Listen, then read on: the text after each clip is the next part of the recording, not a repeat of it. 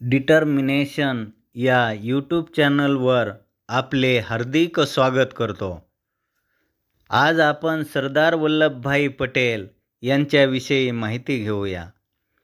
भारतीय स्वातंत्र्य संग्रामात योगदान देणाऱ्या नेत्यांमध्ये सरदार पटेल यांचे स्थान महत्त्वाचे होते. राष्ट्राला आकार देणारा आणि भवितव्य घडविणारा एक आदर्श नेता म्हणून सरदार पटेल यांचे नाव आदराने घेतले जाते. स्वातंत्र्य चळवळीतील पोलादी पुरुष म्हणून त्यांना ओळखले जाते. सरदार पटेल यांचा जन्म 31 ऑक्टोबर 1875 रोजी गुजरातमधील नडियाड येथे झाला. प्राथमिक शिक्षणाला करमसद येथे सुरुवात झाली. माध्यमिक शिक्षण नडियाड येथे झाले. नडियाड येथे माध्यमिक शिक्षण घेत असतानाची ही घटना आहे. एक शिक्षक वर्गात पुस्तके विकत असत. पुस्तकासोबत पेन्सिल व पाटीही विकली जाई. विद्यार्थ्यांना ही पुस्तके घेण्यास जबरदस्ती केली जात असे. सरदार पटेल यांनी त्या शिक्षकास पुस्तके विकण्यास प्रतिकार केला. वर्गातील मुलांची एकजूट केली. गुरुजींनी पुस्तके विकण्याचा धंदा बंद न केल्यास आम्ही शाळा सोडू अशी घोषणा वल्लभने मुलांच्या घोळक्यात केली. मुख्याध्यापकांनी वल्लभला बोलावून घेतले. वल्लभने गुरुजीच्या अन्यायाचा पाढा वाचला. शिक्षकाची चूक मुख्याध्यापकांच्या लक्षात आली. मुख्याध्यापकांनी शिक्षकाला समज दिली. वल्लभ तसा उशिराने शाळेत गेला होता. नडियाडमध्ये माध्यमिक शिक्षण घेताना प्रौढ विद्यार्थ्यांप्रमाणे दाढी मिशी फुटलेला वल्लभ लवकर लक्षात यायचा. विद्यार्थी दशेतच ते मुलांचे नेते म्हणून ओळखले जायचे. वल्लभने बडोद्याच्या शाळेत इंग्रजी शिकविणारे शिक्षक चांगले आहेत म्हणून प्रवेश घेतला. इथे त्यांनी दुसरी भाषा संस्कृतऐवजी गुजराती ही निवडली. गुजराती हा विषय छोटालाल सर शिकवत असत.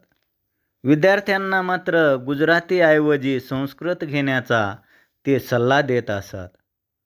वल्लभने मात्र गुजराती या विषयाची निवड केली.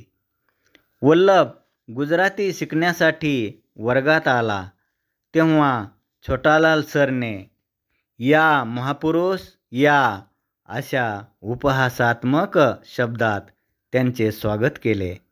हा अपमानच होता. वल्लभला त्या शिक्षकाचा राग आला, पण आपण विद्यार्थी आहोत म्हणून स्वतःला सावरले. छोटालाल वल्लभला म्हणाले, तुम्ही संस्कृतऐवजी गुजराती घेतलेत म्हणे, पण लक्षात ठेवा गुजराती शिकण्यासाठी प्रथम संस्कृत यायला हवी. वल्लभला त्या शिक्षकाचा राग आला व वल्लभ म्हणाला, मी व माझ्यासोबत सर्व विद्यार्थ्यांनी संस्कृत विषय घेतला तर तुम्ही गुजराती कोणाला शिकविणार? मग तुमच्या नोकरीचे काय होणार? वल्लभचे बोलणे गुरुजींना आवडले नाही. त्यांनी वल्लभला बाकावर उभे राहण्याची शिक्षा दिली. उद्या शाळेत येताना 1 ते 10 पर्यंतचे पाढे लिहून आण असे वल्लभला सांगितले. वल्लभने केवळ होकारार्थी मान हलवली. दुसऱ्या दिवशी वल्लभने हे पाढे लिहून आणले नाही. दुसऱ्या दिवशी तेच पाढे 2 वेळा लिहून आणण्यास शिक्षकाने सांगितले. वल्लभने न आणल्याने मुख्याध्यापकाकडे तक्रार केली. मुख्याध्यापकाने वल्लभला बोलावून घेतले. पाढे का लिहिले नाही याचा खुलासा विचारला. तेव्हा वल्लभ म्हणाला, हे शिक्षक माझ्यासारख्या मॅट्रिकच्या विद्यार्थ्यास 1 ते 10 पर्यंतचे पाढे लिहून आणायला लावतात. मी आणलेही असते, पण माझ्यासारख्या 10वीच्या मुलाला या पाढ्यांचा काय फायदा होणार आहे. वल्लभचे म्हणणे मुख्याध्यापकांना पटले. मुख्याध्यापकांनी शिक्षकाची चूक लक्षात घेऊन दोघांनाही विश्वासात घेऊन त्यांनी दोघांना समजावून सांगितले. सरदार पटेल यांनी बारडोली सत्याग्रहाचे नेतृत्व केले. गुजरात राज्यातील सुरत जिल्ह्यातील बारडोली हा तालुका आहे. 1927 साली अतिवृष्टी झाली. आकाश फुटल्यागत पाऊस पडला. 52 इंच पाऊस होऊन विक्रमी पावसाची नोंद झाली. गुजरात जलमय झाला. पावसाने व पुराने कहर केला. जनजीवन विस्कळीत झाले. इंग्रज सरकारने 30% शेतसारा वाढवला. न भरल्यास जमीन जप्त करण्याची तंबी दिली. बारडोली येथील शेतकऱ्यांनी सरदार वल्लभभाई पटेल यांची भेट घेतली. सरदार पटेल यांनी इंग्रजांच्या विरोधी सत्याग्रह केला. अखेर सरकारने शेतसारा कमी करून 6.03% एवढा शेतसारा त्यांनी निश्चित केला व शेतकऱ्यांच्या जप्त केलेल्या जमिनी परत दिल्या. बारडोली सत्याग्रहात विजय मिळाल्याबद्दल बारडोलीतील महिलांनी वल्लभभाई पटेल यांना सरदार ही पदवी दिली. महात्मा गांधींनीही सरदार या उपाधीला संमती दिली आणि सर्वजण त्यांना सरदार नावाने ओळखू लागले. सरदार पटेल हे भारताला स्वातंत्र्य मिळाल्यानंतर देशाचे पहिले गृहमंत्री व उपपंतप्रधान झाले. भारताला स्वातंत्र्य मिळाले तेव्हा 565 संस्थाने भारतात होती. त्यातील 562 संस्थाने भारतात विलीन झाली, परंतु जम्मू काश्मीर, जुनागड व हैदराबाद संस्थान विलीन झाले नाही. सरदार पटेल यांनी मुत्सद्देगिरी व वेळ पडल्यास सैन्यबळ वापरून संस्थाने भारतात विलीन करून घेतली. म्हणूनच त्यांना भारताचे लोहपुरुष मानले जाते. सरदार पटेल यांच्या निधनानंतर 41 वर्षानंतर 1991 मध्ये भारत सरकारने भारतरत्न या सर्वोच्च सन्मान देऊन त्यांच्या कार्याची नोंद घेतली. हा पुरस्कार त्यांचे नातू विपिनभाई पटेल यांनी स्वीकारला. भारत सरकारने 2014 साली 31 ऑक्टोबर हा दिवस राष्ट्रीय एकता दिन म्हणून घोषित केला.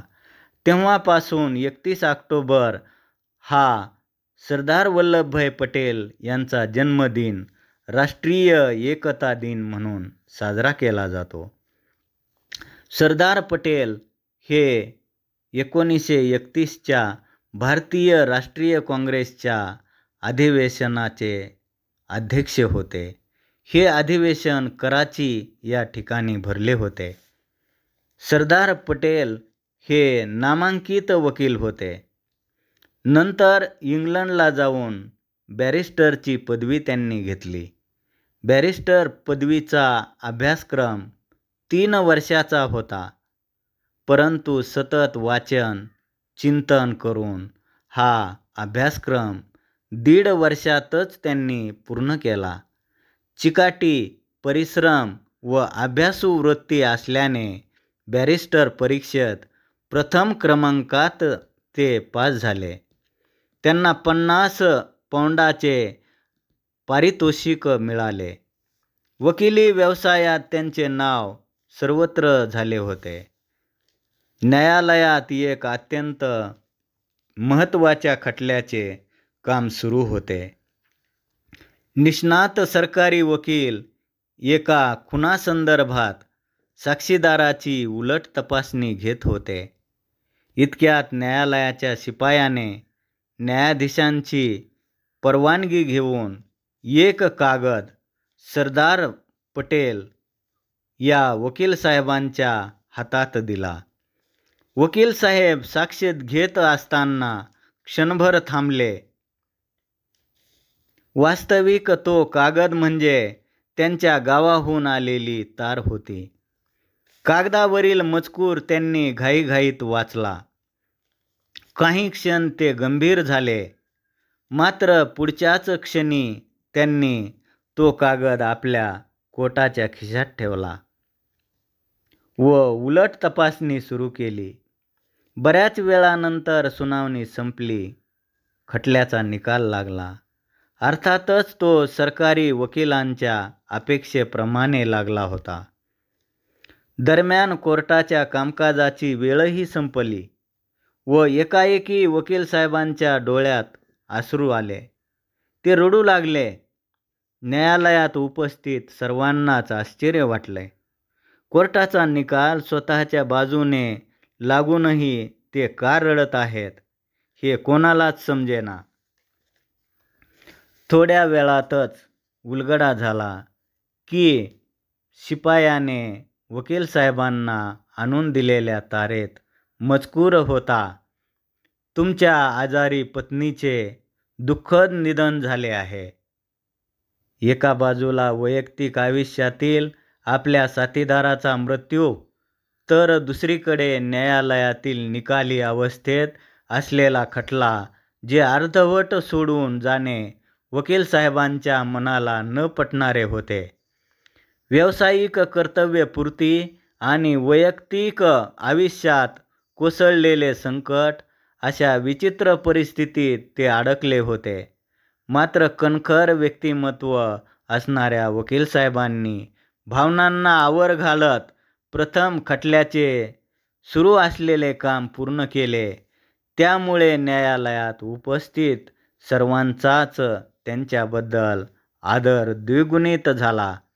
माउंटबॅटनने सरदार पटेल यांना भारताचे बिस्मार्क असे म्हटले आहे, तर पंडित नेहरूंनी म्हटले होते, सरदार पटेल यांच्या विना भारताचे एकीकरण अशक्य होते. त्यांनी एकट्याने हे मोठे कार्य पूर्ण केले.